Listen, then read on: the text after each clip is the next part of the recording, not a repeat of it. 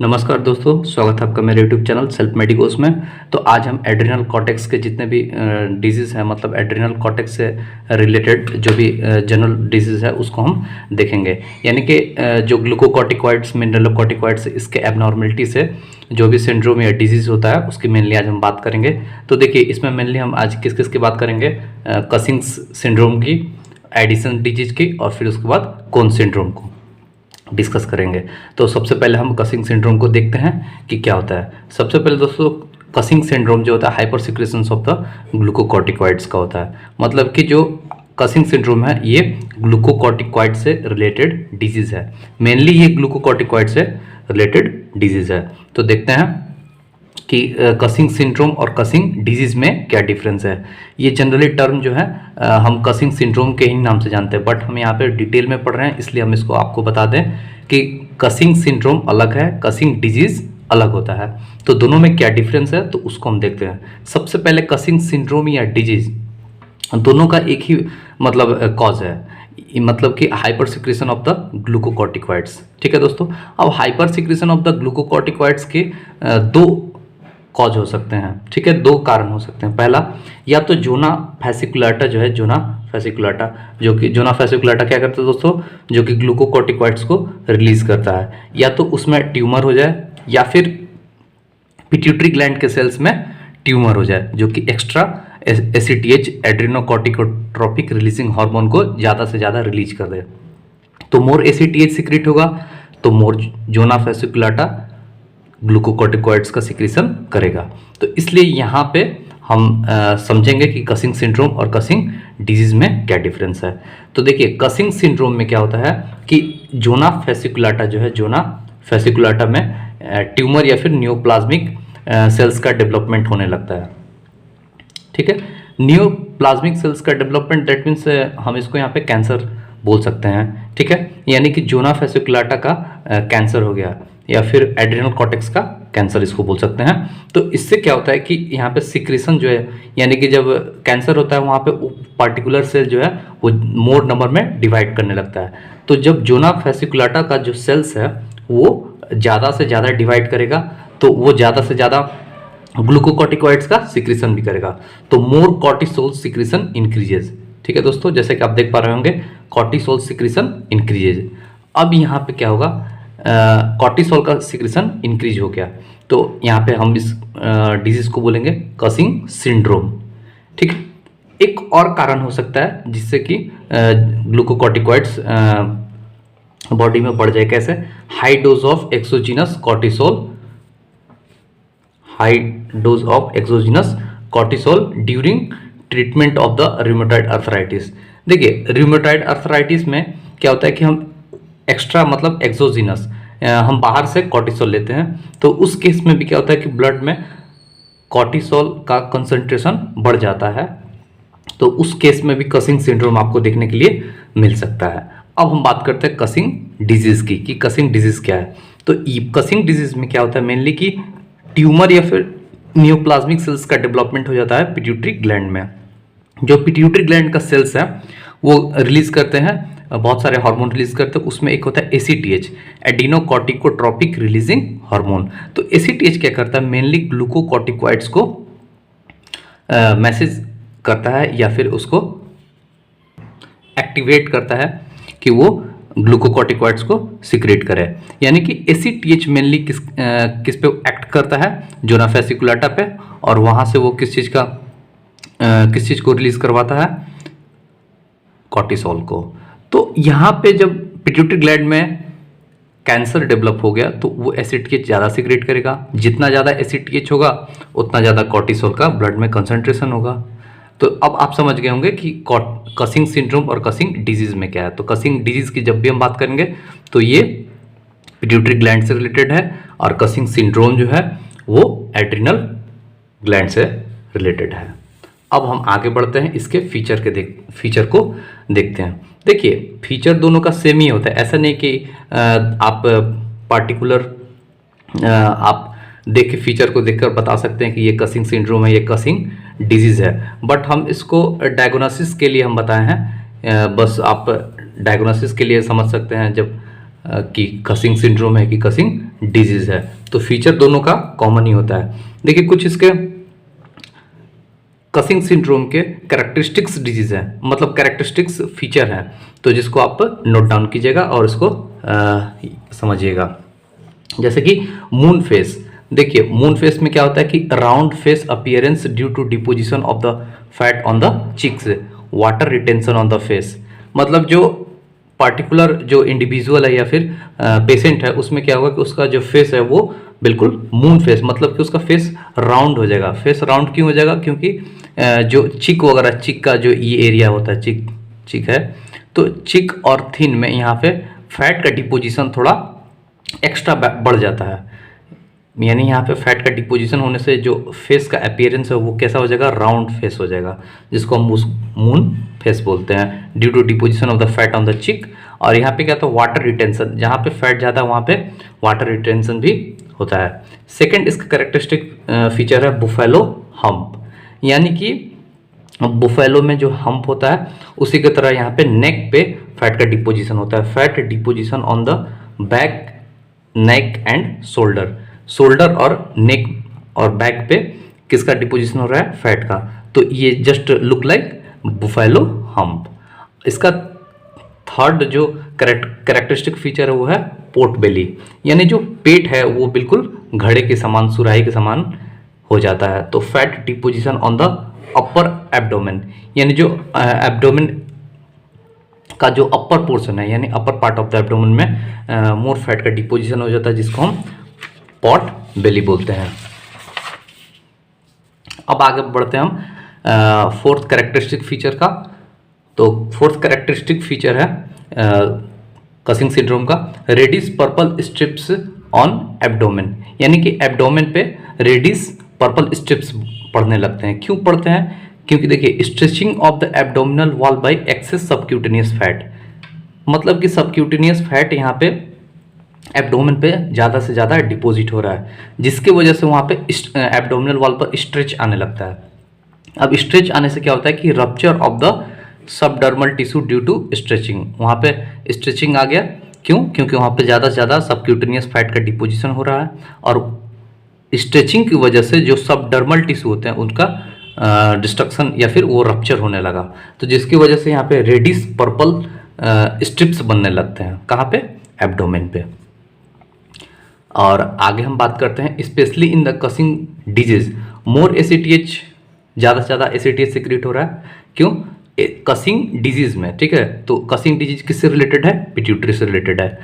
तो देखिए क्या हो रहा है यहाँ पे कि मोर एसीटीएच ज़्यादा से ज़्यादा निकलेगा, सिक्रेट होगा वहाँ से, और उसके साथ मोर मिलेनोसाइट रिलीजिंग हार्मोन भी ज़्यादा से ज़्यादा, एमएसएच जिसको बोलते हैं, वो भी रिलीज होगा, क्योंकि पिट्यूटरी तो एसीटीएच के साथ साथ एमएसएच भी रिलीज करता है। तो जब दोनों का कंबाइन इफेक्ट होगा, दोनों का बोथ का कंबाइन इफेक्ट, तो जिससे क्या होता है कि स्किन डिजीज होने लगते हैं। Patches on the melanin deposit on the face, face पर क्या होता है कि मेलानिन का पैचेस बनने लगते हैं। जैसे कि ये मान लीजिए फेस है, ठीक है, तो फेस में आप देखिएगा ये फेस है और यहाँ पे आप ये नोज हो गया, ये माउथ हो गया, ठीक है, और यहाँ पे आप देखिए कि पैचेस बनने लगते हैं, मेलानिन का पैचेस बनने लगते हैं, ठीक है, आप देख पा रहे होंगे ये पैचेस बनने लगते हैं यहाँ पे मेलानिन का। क्यों? क्योंकि यहाँ पे एसीटीएच और मेलानोसाइट स्टिमुलेटिंग हार्मोन का दोनों का कंबाइन इफेक्ट है, जिसकी वजह से स्किन पर भी और मेनली फेस पर मेलानिन का डिपोजिशन होने लगता है। फिर है thinning of the limbs, limbs जो है अपर लिम्स या फिर लोअर लिम्स वो थिन होने लगते हैं। क्यों?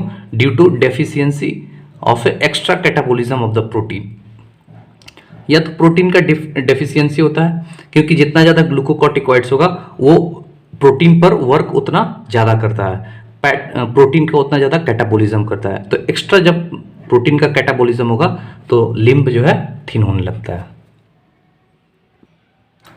अब हम बात करते हैं दोस्तों एडिसन्स डिजीज की। तो देखिए ये भी बहुत ही इंपॉर्टेंट डिजीज है एड्रिनल कॉर्टेक्स से रिलेटेड। तो सबसे पहले बता दें हम आपको कि ऑल्सो नोन एज द, इसको बोलते हैं हम क्रोनिक एड्रिनल इंसफिशियंसी बोलते हैं, ठीक है। और ये क्यों होता है? Due to failure of the adrenal cortex to release glucocorticoids and mineralocorticoids, ठीक है। जैसा कि आप कसिंग सिंड्रोम को देखें तो कसिंग सिंड्रोम मेनली ग्लूकोकॉर्टिकॉइड्स के डेफिशिएंसी से हो रहा है, बट यहाँ पे ये दोनों के डेफिशिएंसी से होता है, ग्लूकोकॉर्टिकॉइड्स और मिनरलोकॉर्टिकॉइड्स। तो यहाँ पे मेनली जो एड्रिनल कॉर्टेक्स है उसका सिक्रेशन स्लो पड़ रहा है या फिर कम पड़ रहा है, जिसकी वजह से एडिसन डिजीज होता है। तो because of the failure of the anterior pituitary to release ACTH, या तो इसका कॉज ये हो सकता है कि जो एंटीरियर पिट्यूटरी है वो ACTH को प्रॉपर वे में रिलीज नहीं कर पा रहा है, ठीक है। या फिर ऐसा भी हो सकता है कि hypothalamus to secrete corticotropin releasing factor, जो हाइपोथैलेमस है वो कॉर्टिकोट्रोपिन रिलीजिंग फैक्टर को रिलीज नहीं कर पा रहा है। देखिए सबसे पहले मैं आपको बता दोस्तों, हाइपोथैलेमस एक रिलीजिंग फैक्टर सीक्रेट करता है जिसको हम बोलते हैं कॉर्टिकोट्रोपिन रिलीजिंग हार्मोन, और ये किसको सिग्नल मैसेज देता है, किसको, एंटीरियर पिट्यूटरी को। तो एंटीरियर पिट्यूटरी क्या रिलीज करता है, ACTH रिलीज करता है, ठीक है। देखिए मैं आपको बता देता हूँ, देखिए दोस्तों जैसे कि ये हाइपोथैलेमस, ठीक है, हाइपोथैलेमस क्या रिलीज कर रहा है, CRF। ये क्या है, CRF क्या होता है, CRF होता है कॉर्टिकोट्रोपिन रिलीजिंग फैक्टर, ठीक है। ये CRF जो है अभी क्या करता है कि पोर्टल सर्कुलेशन में आता है और मैसेज किसको देता है, पिट्यूटरी को मैसेज देगा, और पिट्यूटरी क्या रिलीज करता है, ACTH, एडिनोकॉर्टिकोट्रोपिक रिलीजिंग हार्मोन, और वो फिर किसको मैसेज देता है, एड्रिनल कॉर्टेक्स को। ये एड्रिनल कॉर्टेक्स को मैसेज दिया कि अब तुम ग्लूकोकॉर्टिकॉइड्स और मिनरलोकॉर्टिकॉइड्स को रिलीज करो।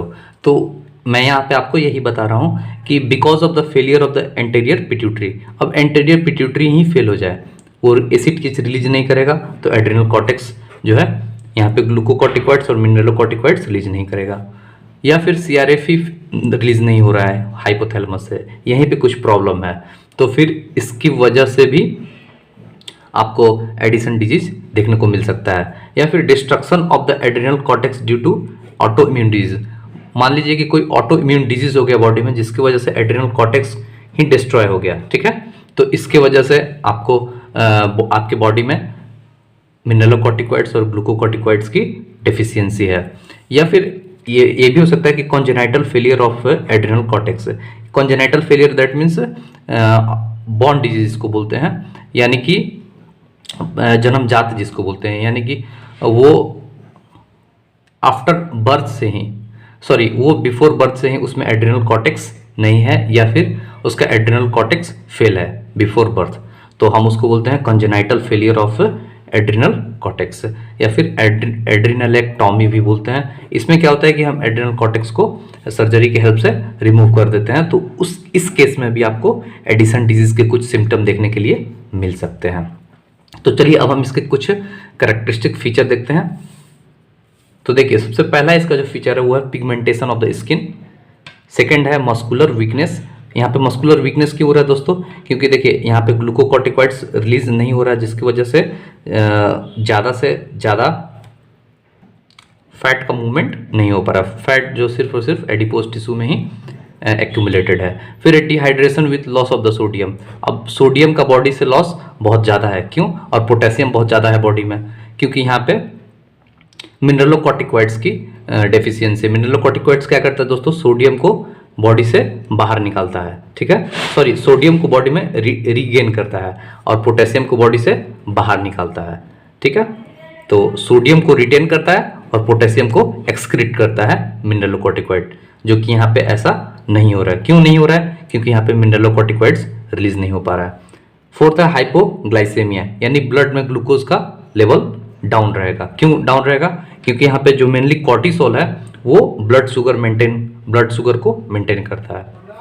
आगे बढ़ते हैं हम, decrease cardiac output. Cardiac output यहाँ पे डिक्रीज हो रहा है। क्यों कार्डियक आउटपुट डिक्रीज हो रहा है, क्योंकि यहाँ पे पोटेशियम का वैल्यू जो है बहुत ही ज़्यादा है कंसंट्रेशन ब्लड में, जिसकी वजह से कार्डियक रिदम जो है वो मतलब उसमें अल्टर हो चुका है, मतलब उसमें कुछ चेंज आ चुका है, जिसकी वजह से कार्डियक आउटपुट जो है डिक्रीज हो रहा है।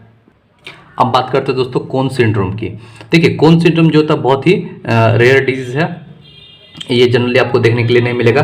देखिए ये क्या होता है, हाइपर एल्डोस्टेरोनिज्म, यानी कि एल्डोस्टेरॉन जो है बॉडी में, जो कि एल्डोस्टेरॉन होता है वो ज़्यादा जब सीक्रेट होने लगे उसको तो हम बोलते हैं कोन्स सिंड्रोम। जो वहाँ पे डिजीज अपीयर हो उसको हम बोलते हैं कोन्स सिंड्रोम। तो क्या होता है कि इसमें increase the secretion of the aldosterone. जो एल्डोस्टेरॉन है जो कि मिनरलोकॉर्टिकॉइड्स है, वो जब ज़्यादा सिक्रेट हो जाए बॉडी में तो उसको हम बोलते हैं हाइपर एल्डोस्टेरोनिज्म। ठीक है।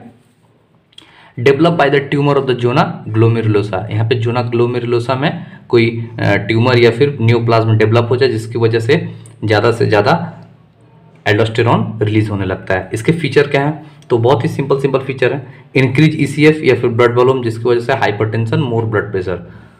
देखिए ईसीएफ या फिर ब्लड वॉल्यूम क्यों यहाँ पे बढ़ रहा है? क्योंकि यहाँ पे सोडियम का एक्सक्रीशन जो है बहुत ही कम हो रहा है और पोटेशियम बहुत ही ज़्यादा ब्लड से बॉडी से एक्सक्रीट हो रहा है और सोडियम ज़्यादा बॉडी में रीगेन हो रहा है। तो जितना ज़्यादा बॉडी में सोडियम रीगेन हो उतना ज़्यादा वाटर रीगेन होगा। तो वाटर जितना ज़्यादा रीगेन होगा बॉडी में उससे ब्लड प्रेशर मेंटेन रहता है, मतलब जनरली ब्लड प्रेशर हाई रहता है। फिर है severe depletion of the potassium, यानी कि बॉडी में पोटेशियम की कमी होता है। क्यों? क्योंकि यहाँ पे पोटेशियम बहुत ही ज़्यादा रिलीज हो रहा है बॉडी से। ठीक है, एक्सक्रीट हो रहा है। तो पोटेशियम की कमी से क्या हो सकता है? Kidney fail to produce concentrated urine. तो किडनी जो है वो कंसंट्रेटेड यूरिन फॉर्म नहीं कर पाएगा। तो इस कंडीशन को हम क्या बोलते हैं? Polyuria and polydipsia. पॉलीयूरिया में क्या होता है दोस्तों? मोर यूरिन होगा और पॉलीडिप्सिया मतलब मोर थर्स्टीनेस, यानी ज़्यादा से ज़्यादा प्यास लगेगा। क्यों प्यास लगेगा? क्योंकि आप बॉडी से ज़्यादा यूरिन को एक्सक्रीट कर रहे हैं। ठीक है, इसलिए यहाँ पे पॉलीडिप्सिया भी होगा। और अब हम आगे बढ़ते हैं। Muscular weakness due to potassium deficiency. Body से पोटेशियम का एक्सक्रीशन बहुत ज़्यादा हो रहा है। ठीक है, तो जिसकी वजह से यहाँ पे मस्कुलर का वीकनेस होगा पोटेशियम डेफिशिएंसी के कारण। फिर है irregular heart beat. Irregular heart beat क्यों हो रहा है? Due to potassium deficiency. Muscles जो है हार्ट मसल्स वो वहाँ पे सोडियम पोटेशियम का एक्सचेंज होता है उसमें, और जिसकी वजह से वहाँ पे हार्ट जो है बीट करता है। बट यहाँ पे पोटेशियम की बहुत ही ज़्यादा डेफिशिएंसी है तो इसकी वजह से हार्ट बीट जो है वो इरेगुलर है। तो ये था दोस्तों कोन सिंड्रोम। तो आज के वीडियो हम कोन सिंड्रोम, एडिसन्स डिजीज और कसिंग सिंड्रोम को देखें। उम्मीद करते हैं आपको ये वीडियो पसंद आया होगा।